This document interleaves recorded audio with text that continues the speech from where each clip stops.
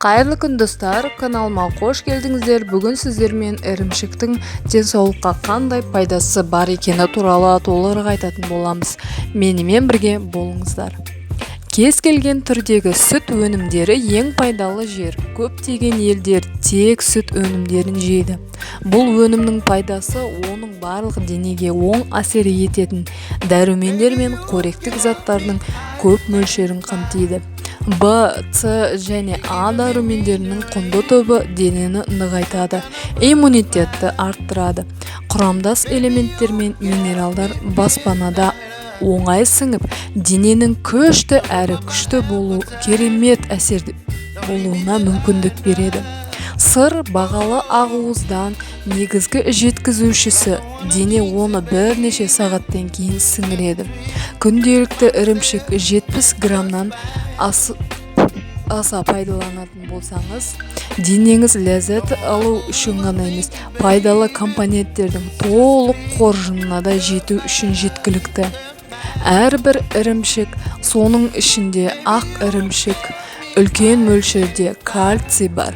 Ол тістер мен сүйектерді нығайтады, бүкіл сүйек жүйесін толыққанды күшейтеді. 2 жастан асқан балаға сырды аз мөлшерде беруге болады. Кальций сондай-ақ иммундық жүйеге көмектеседі. Дәрігерлерге күнделікті диетаға ірімшік қосуға және жеке диетаны дайындауға рұқсат етіледі. Бұл өнім организмдегі ас қорыту процесіне ықпал етеді. Метаболизмді жеңілдету арқылы ақ ірімшіктердің еңбегі. Ірімшік қолжетімді, қоректік заттарға бай тағам. Оның құрамында өсу мен даму мен жалпы денсаулық үшін маңызды көптеген микроэлементтер бар. Кальций – бұл сіздің ағзаңызда ең көп кездесетін және жиі алмастырылатын минерал. Бұл сіздің дене салмағыңыздың 2%-ын құрайды. Біз күнделікті өмірде жүріп, біздің денеміз сүйектерді бұзу және қалпына келтіру үшін үнемі жұмыс жасайды. Кальций үнемі сүйектен шығарылады және оны дереу ауыстыру керек. Ірімшік кальцийдің ең жақсы көздерінің бірі. Ірімшік құрамында жүрек денсаулығына қажетті өте маңызды қоректік заттар бар.